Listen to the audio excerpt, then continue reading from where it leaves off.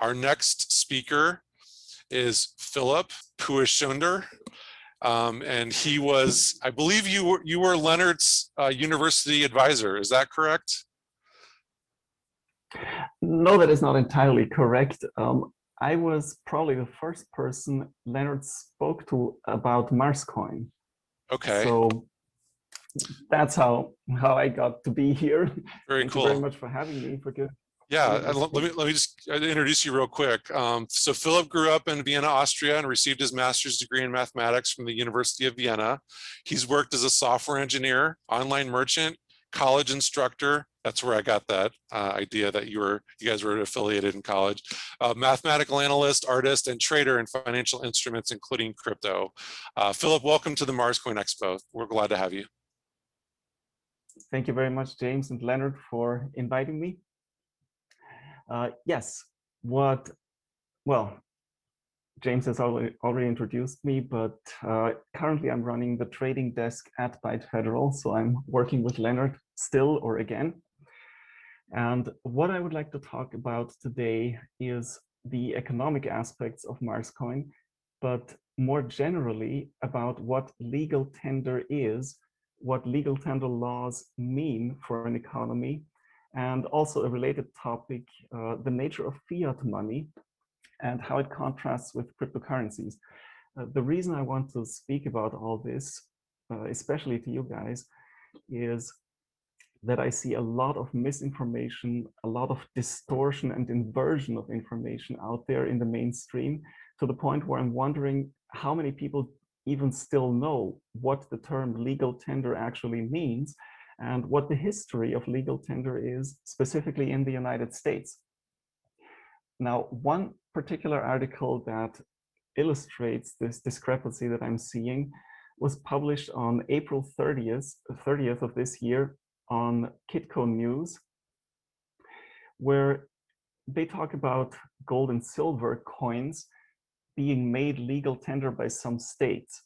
And in that article, the former head of the US Mint, the former director of the US Mint, Ed Moy, makes some statements that frankly are somewhat bizarre, that are really quite the distortion of reality. So let me read what he said. He said, the Constitution allows for states to give their citizens the ability to settle debts in gold and silver. What it does allow the states to do is give their citizens the ability to settle debts in gold and silver. It's never been exercised since it was written into the Constitution until recently. After the financial crisis, a number of states, the current number is 12 of them, are trying to figure out how to operationalize Article 1, Section 10 to allow their citizens to buy and sell things in gold and silver, Moy told Michelle McCory, editor-in-chief for Kitco News. So when you listen to the director of the US Mint, the former director of the US Mint, speak about gold and silver coins as legal tender in this way, you might get the idea that this Article 1, Section 10 of the United States Constitution says something like, okay, the legal tender of the United States is going to be gold certificates, silver certificates, Federal Reserve notes, US notes, treasury bills, bearer bonds, and there is also the option the state may choose to also make gold and silver legal tender. Well, nothing could be further from the truth. If you look at the United States Constitution, Article 1, Section 10, what it actually says about legal tender is this: no state shall make anything but gold and silver coin a tender in payment of debt. So what the United States Constitution actually does is it prohibits specifically the states from making things like Federal Reserve notes legal tender. That is what Article 1, Section 10 of the Constitution says. It doesn't institute legal tender at all. As a matter of fact, the first time there was a national legal tender in the United States was 1865. 1865 or 1862. I have it in my notes. I have to scroll here.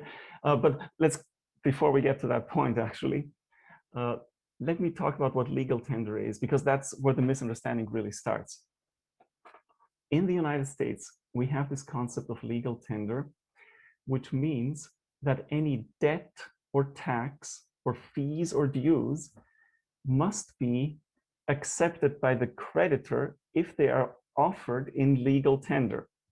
So legal tender means if I owe you, if I owe anyone money and I offer to pay you in $1 bills or in $100 bills, those are now considered legal tender, then you must discharge the debt just by virtue of the fact of me offering to pay it in legal tender. So usually you will accept it and that will cancel out the debt. However, legal tender just means that by me tendering the payment instrument, the debt is discharged. You, if I owe you money, have no obligation to actually accept any specific legal tender. So this may become relevant when people talk about making cryptocurrencies legal tender. If you imagine Marscoin being legal tender right here, right now, you have one slight bit of a problem. If someone offers to pay you a debt that he owes you in Marscoin, then by offering you to pay you in legal tender, you must discharge that debt. In other words, the debt is canceled. But if you don't have the capability to accept Marscoin, you cannot accept it, but the debt is gone. So we have to be careful before we make anything legal tender. Another thing that's very important to understand about legal tender is that there is a distinction between legal tender and a mandated payment instrument. I have seen a lot of misinformation there, or a lot of inaccurate information regarding the new Bitcoin law in El Salvador. El Salvador's law does not just make Bitcoin legal tender in El Salvador, it also forces merchants to accept it. Article 7 of this new law says every economic agent must accept Bitcoin as payment when offered to him by whoever acquires a good or service. This is much more than legal tender.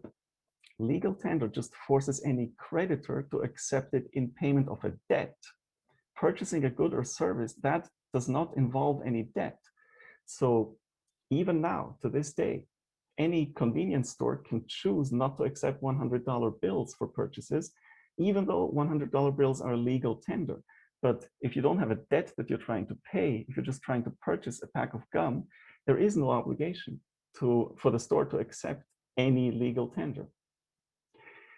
So yeah, this is the definition of legal tender. Any debt that is owed, the creditor must accept any legal tender that the debtor offers, that the debtor tenders in payment of that debt. Which brings us to, by far, the bigger problem in all this, and the true idea, the true spirit behind Article 1, Section 10 of the United States Constitution. Remember, it says, no state shall make anything but gold and silver coin a tender in payment of debt. So the thought behind that was to never allow fiat money to become legal tender. The problem is, if you have a contract with anyone, if any company or any individual has a contract with anyone, and you agree to pay that person $1,000 30 years from now, if in the meantime you make something else legal tender that is not actually worth $1,000, if you just start printing dollar bills as is happening right now, then that contract will still say $1,000, but now suddenly this debt can be settled in money that anyone can print if that money is legal tender. As an example of this aspect, the new law in El Salvador has an Article 13, which says all obligations in money expressed in US dollars existing before the effective date of this law may be paid in Bitcoin. So you don't even need dollars anymore. You can pay your debts in Bitcoin now. Well, in about 78 days in El Salvador, which for Bitcoin is fine. Marscoin is fine also, but for a fiat currency, this creates a problem in the long term. If we look at this coin, for example, this is a $5 coin that was minted in 1881 by the US Mint. this was worth $5 by definition in 1881. And the value of the gold in it was just about exactly $5 in 1881. So I want to go back a little bit into the history of the United States, simply because it is arguably the most prosperous country on this planet. And that has a lot to do with what the United States used as money until 1913, which was gold and silver coin. It was, as a matter of fact, written into the Constitution because the founding fathers considered it that important. Now, this $5 coin was worth $5 in 1881 when it was minted. In 1913, it would still have been worth $5. In 1933, it would have been worth 9 paper dollars. So from 1881 to 1913, that's a period of 33 years, this gold coin held its value. And if you had a contract with someone, if you signed a contract in 1881, that person would pay you $5 in 1913, then you would get roughly the same amount of value because you would get exactly the same quantity of gold as you were imagining in 1881. Well, then in 1913, the Federal Reserve Act happened. And by 1933, the value of this gold coin was 9 paper dollars.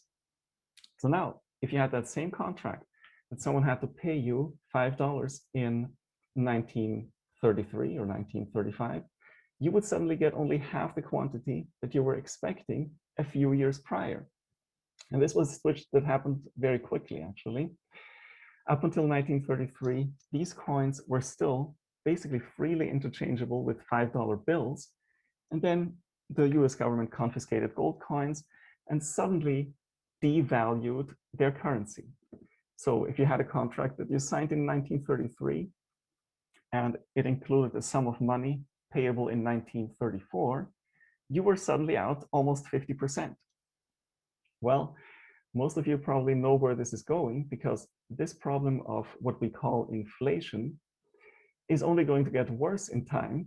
So this coin in the 1980s would have been worth about 100 paper dollars. And right now it's worth about $500. I don't think you can buy it anywhere for less than $500 anymore. If you sell it to a coin dealer, they'll pay you almost $500 for it. Any coin dealer in the United States. So what that means is we currently have no long-term stability of our money, but because paper money is legal tender, that also means we have no fundamental stability in the long run for our entire economy. Because remember, legal tender means anyone can use it to pay off any debt. So if you have a contract with anyone and you go to court and get a judgment, the judgment will almost always be in US dollars. There is something called specific performance, which is usually only used with real estate, because real estate is what it is. It's easily enforceable, and you cannot really replace real estate, the actual real estate, just with money.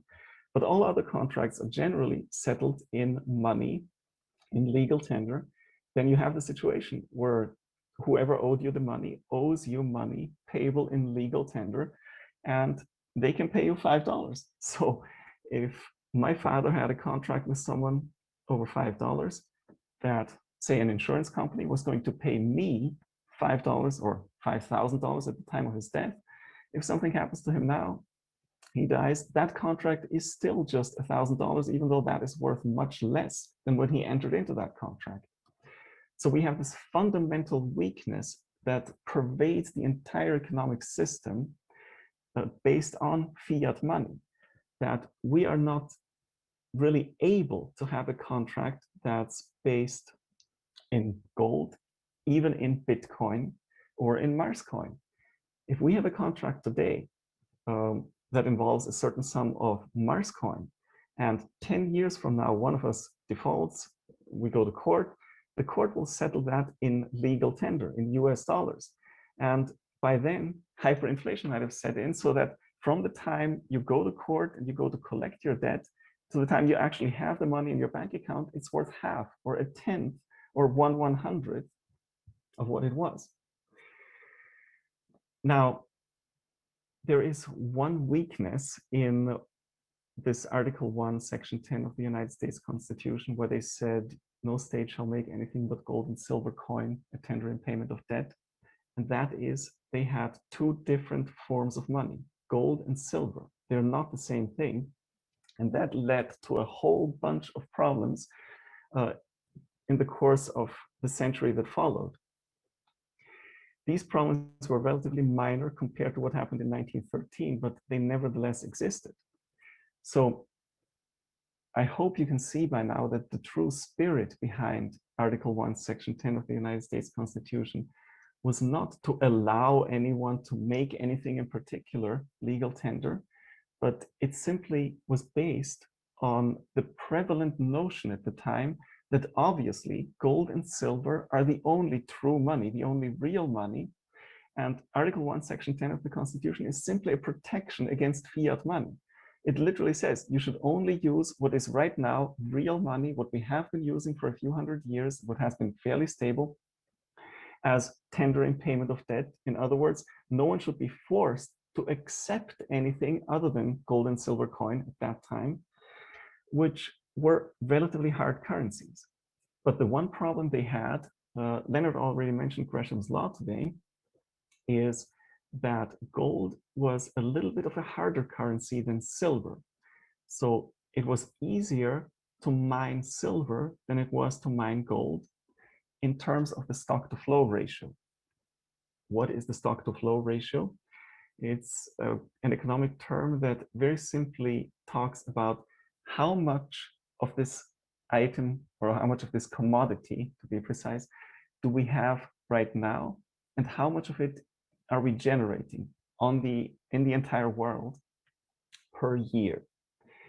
And this is what ties into cryptocurrencies. Some of you may have seen the stock to flow model for Bitcoin. Gold has a stock to flow ratio of about 62 at the moment, which means that it would take 62 years to mine as much gold as we currently have available to us.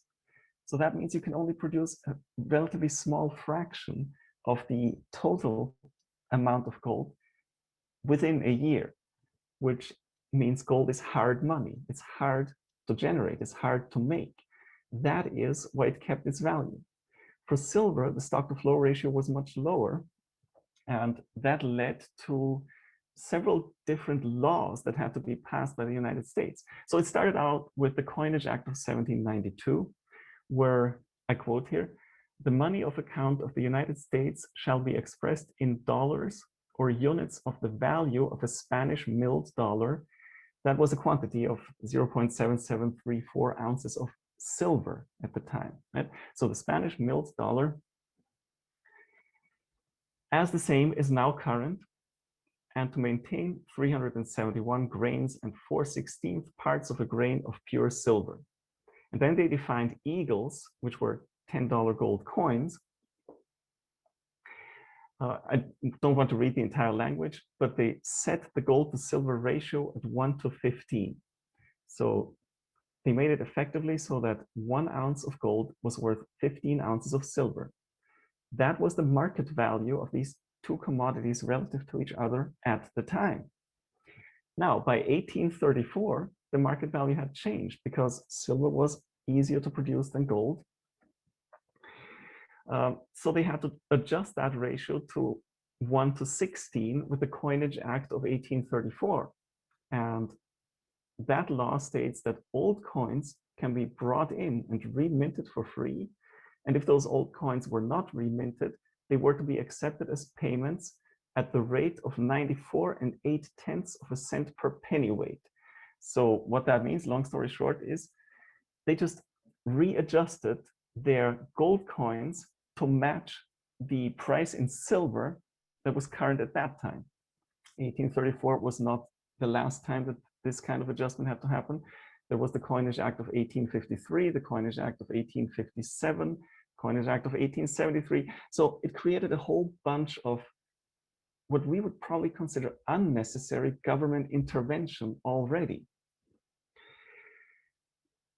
Now, this happened because of Gresham's law. If you have two different forms of money circulating, if you have this silver dollar, which was minted in 1881, and this $5 gold piece, also minted in 1881. And the government says 5 of these are exactly worth as much as 1 of these. But in reality, silver is already easier to produce and the metal itself is worth less. Then people are going to hoard all the good money, all the gold, and just try to get rid of all their silver. So the monetary system is going to have a problem. That's why they had to readjust. That's how Gresham's law forced them to readjust. Now, of course, we are on fiat money, and that is a whole nother story. What is the stock to flow ratio of fiat money? It is basically infinite, simply because the Federal Reserve System in the United States or the European Central Bank in Europe can create any amount of dollars or euros. And it's the same all over the world right now, even Swiss francs, British pounds, they're all fiat currencies. So they are not at all hard money. They're the easiest money in existence. That's why we're experiencing all this inflation. When you look at how much this coin was worth 100 years ago and how much it's worth now, you have to admit that the US dollar, since the Federal Reserve Act was put into action in 1914, has lost 99% of its value. So if you let that sink in, given that the mainstream mythology is that we need central banks to stabilize our money and our economy, I would think that shows that central banks have failed. If our money has lost 99% of its value since central banks started, they have simply not been successful in keeping the value of the money stable. And this is also where Marscoin truly shines, just like Bitcoin. There is a hard limit on the total amount of Marscoin that will ever be created. I don't want to get too deep into exactly how Marscoin mining works because I assume most of you are somewhat familiar with it. At the moment, the stock to flow ratio of Marscoin is about 30. So we're already only increasing the supply of Marscoin by about 1/30th of the already existing quantity each year. And that is going to get smaller and smaller with the halvings. In total, there are never going to be more than 39,569,899.95647311 Marscoin ever generated. That makes Marscoin a harder money than even gold, because as Leonard has on occasion pointed out to me, the amount of gold in the solar system is vast. It's, for all intents and purposes, unlimited, except for our technological capabilities. We cannot go to the core of the Earth and extract the gold from there. We might be able to extract gold from asteroids. So the bottom line here economically is Marscoin is a harder money than gold or silver or anything else really, other than cryptos such as Bitcoin, which have a very similar economics. Well, I can see that I've already talked for over 20 minutes. So I should probably start to get to my point that I actually want to make.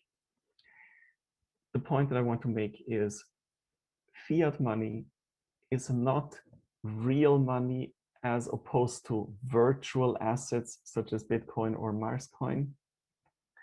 Fiat money, the word fiat is Latin for let it be or may it be. In other words, for a decree to make something money. And that decree is simply the power of a centralized entity, which in the concrete case, by threat of violence, imposes something that would otherwise be either worthless or worth a little bit less, to be used in place of sound money, to be used in place of real money. So when the IRS on its website talks about virtual assets as somewhat inferior or not quite as real as fiat money, which they literally call real money, that is an utter inversion of the economics behind it. And of course, that is what people like President Bukele and probably others in the near future are seeing. That is why they are trying to base their money, base their economy on a harder asset than the United States dollar. There is, by the way, the misconception that fiat currencies are still somehow backed by gold reserves. And that is also an interesting point. That illustrates what is really going on. That is a very high degree of purposeful deception, because central banks all over the world are hoarding gold. They had been selling gold a little bit to artificially keep the price of gold low, to make it appear like their fiat currencies were more valuable than they truly were. But over the last 15 years or so, central banks have started buying more gold than they're selling. So they're hoarding gold because they know that gold is a much harder asset than the fiat currency they're using. At the same time, just a few years ago, they finally officially removed gold as the foundation of our monetary system. So now gold officially has nothing to do with money. The United States dollar, which is still the global reserve currency, is now backed by a basket that involves itself and other fiat currencies, namely the euro, the British pound, and the Japanese yen. So we have fiat money backed by fiat money. In other words, it's officially and legally backed by nothing. So the people who are forced to use it by legal tender laws are going to be left holding the bag, whereas the central banks that have caused all this to happen are hoarding gold. I ask you why? Why does a central bank need to hoard gold if they are specifically saying that gold has nothing to do with backing the money that they have us use, the fiat money? So that's the nature of fiat money. And this brings me to another point that I did want to touch upon. You see a lot of rhetoric, and it's usually directed at Bitcoin, not at other cryptos, simply because Bitcoin is the biggest one. And sometimes I have a feeling it's the only one that the people that use this rhetoric are even aware of. But people say a lot of the time that Bitcoin is backed by nothing, and that the only thing that gives it money is the understanding or the hope or the reliance on the fact that someone else might consider it or will consider it valuable. What they fail to say is that this description applies exactly to fiat money. Fiat money is backed by nothing now, by nothing at all other than a basket of fiat money. It's backed by itself. It has absolutely nothing backing it. The sort of unpleasant truth behind it is that fiat money is simply backed by violence, by actual and threatened violence. That's what it is. The US dollar has value because the US government has the power to charge us taxes, to collect taxes from us. And they collect these taxes forcibly with violence if it comes down to that. That's, you can argue, that's what gives fiat money its value, but it's still not, that is on the face of it, what seems to be backing fiat money. It's still not true, though, because the US government, or specifically the Federal Reserve System, which is technically not even part of the government, but is, of course, in bed with the government, has the power to print any amount of money. So that's another thing to keep in mind. We have completely divorced taxes from government spending. The US government can spend $50 trillion this year without having to collect any taxes, simply by printing more of it. So when you think about that, what that means is that our tax laws are there to shape society, to make sure that people who are making a lot of money have to lose a lot of that money just to give that money to the government. They don't need, the government doesn't need $1 billion fiat dollars from a billionaire, because the government could just as well print $1 billion. The government just wants to make sure that nobody gets too powerful. That's the reason why income tax is higher for people who make more money. Anyway, before I get into too much trouble with this, I just want to throw this out there. I still owe you the year exactly that the United States instituted the first national legal tender, and that was the Legal Tender Act of 1862. What I'm trying to get at is, don't worry so much about legal tender. If you find yourself, and I hope I'm talking among others to the person right now or the group of persons who is going to make that decision. if you find yourself in a position of having to define legal tender for a Martian colony or a Martian free state, consider not even making a legal tender law at all. Because the truth is, the economy works best if you allow economic agents to choose whatever they want to use for money and to write contracts in a denomination that they want to choose, and to be able to enforce these contracts in whatever denomination they chose. So instead of focusing our energy and your energy into making sure that the new legal tender law is really great and is even better than Article 1, Section 10 of the United States Constitution, instead, I would suggest that we focus this energy into making Marscoin, by virtue of its properties that are inherent to it, the best money, the best medium of exchange for Mars, because that means that all economic agents will use it and will prefer to use it, and you will not need legal tender laws. A legal tender law is simply something that makes it convenient for the state to, first of all, impose judgments of money, monetary judgments, and execute these judgments. And of course, more importantly, to at some point in time start printing unlimited amounts of legal tender, thereby taking value away from people who have money right now and putting it into their own pockets, into whoever is printing the money. And it is true, we do not need legal tender at all. What we need is the freedom to use sound money instead of government or centrally dictated money. So that would be my appeal. Have confidence in the strength of Marscoin. And yes, Marscoin is backed by more than the US dollar. Marscoin is backed by the mining power, by the electricity, by the work that goes into mining it, thereby securing the Marscoin network. And of course, the algorithm makes sure that Marscoin is a scarce resource, unlike the US dollar. Okay, so that is all that I wanted to say to you. I hope that I have given you some food for thought. I would also be very happy to start a discussion on this, because obviously I don't know everything about everything, but after being very suspicious of what our money seems to be these days for many years, I finally figured out the true meaning of some key terms, both legally and what it means for an economy. And I think the best thing is always going to be what also brings me back to the Constitution of the United States. It's going to be free and uncensored discourse.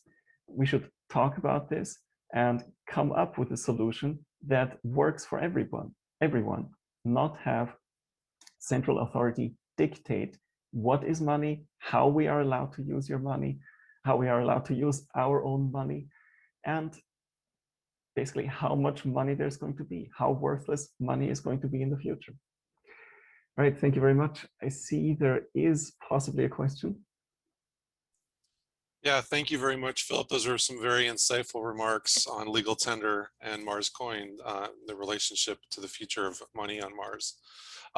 Your first question is, what will happen to a cryptocurrency when it is mined out? Mm-hmm. That depends on how you define the term mined out. Hearing the question as it was stated, I would think this person is simply referring to the fact that about 100 years into the future, the block reward will be 0. And of course, this is just speculation. What is going to happen to that cryptocurrency at that point? But the truth of the matter is that transaction fees are already, not for Marscoin yet, because Marscoin is not used that much yet, but for Bitcoin, for example, transaction fees are already a significant portion of the de facto block reward, of what the miners are actually getting. So right now, as it is, for each block that a miner finds, they get a 6.25 Bitcoin reward. That is money generated out of nowhere. That is the mining reward that I think the question references. But in addition to that 6.25 Bitcoin every 10 minutes that comes out of nowhere, there are also transaction fees. And right now, these transaction fees might be as much as a whole Bitcoin per block. because you have, of course, many, many transactions in each block. And the miner also gets those transaction fees. Those are not fees that are generated out of nowhere. They come from the persons transacting in that block.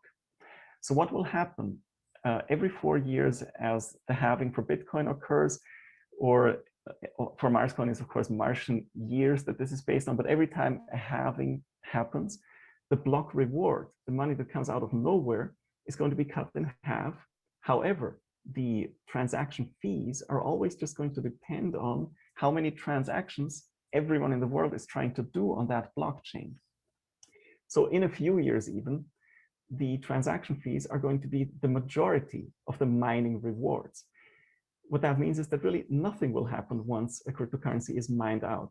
There will simply not be any crypto generated, or any of that kind of crypto, any Marscoin in the concrete case, generated out of nowhere, but the miners will get transaction fees from everyone who is doing transactions on the Marscoin blockchain, and they will be rewarded that way. And because the halvings make it so that the transition happens somewhat smoothly, there is, my speculation would be that there is going to be absolutely no effect from the last halving, because you're going to go from 1 Satoshi in the case of Bitcoin to 0 Satoshis as the block reward at that point in time. And that's going to be completely irrelevant compared to the transaction fees that the miners are already getting. Okay. You had mentioned some of the structural issues with the US dollar as it is currently configured. If you could wave a magic wand, how would you fix the US dollar?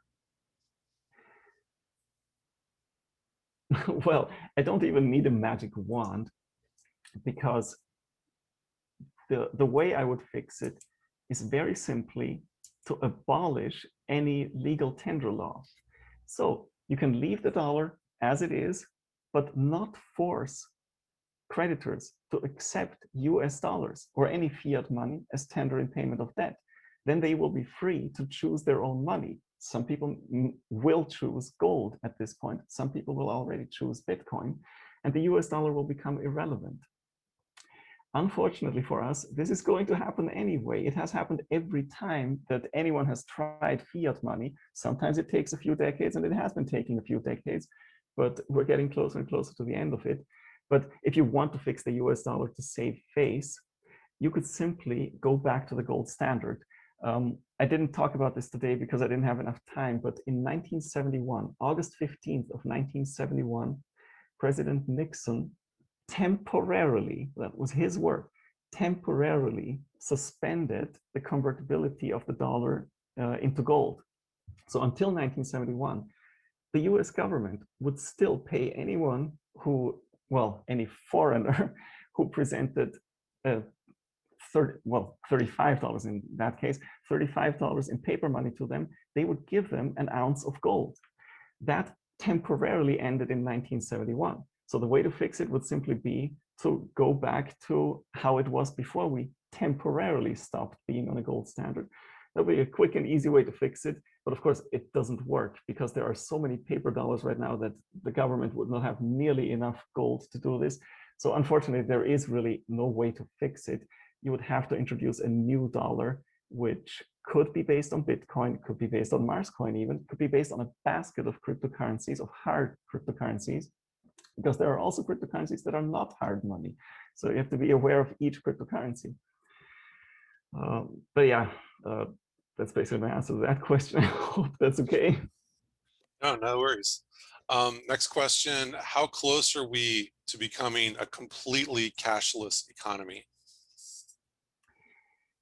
I'm thinking we are very close to that. If by cashless you mean that there are not going to be paper pieces of money used anymore, because at this point, the US government is already giving anyone who can't afford a cell phone free cell phones. This has been going on for a while. So it's going to be very easy for them to just come out with an app and to say, okay, everyone is going to carry a cell phone now. Everyone is going to have an app and is going to use the electronic dollar, which is going to be very similar to the paper dollar, except that's technically a cashless society because our current understanding of the word cash is paper money. And there's just not going to be a need for paper money anymore. And my guess would be this is going to happen in about the next 15 years at most, to be completely cashless officially. whatever people do with, for example, silver dimes, that is up to them, and the government is probably going to try to legislate things here. But yeah, I think we're closer to a cashless society than lots of people think. Okay, awesome. Well, thank you so much, Philip, for your insightful remarks and insightful answers. We really are glad that you were able to participate as part of our event today. Thank you very much for listening to me.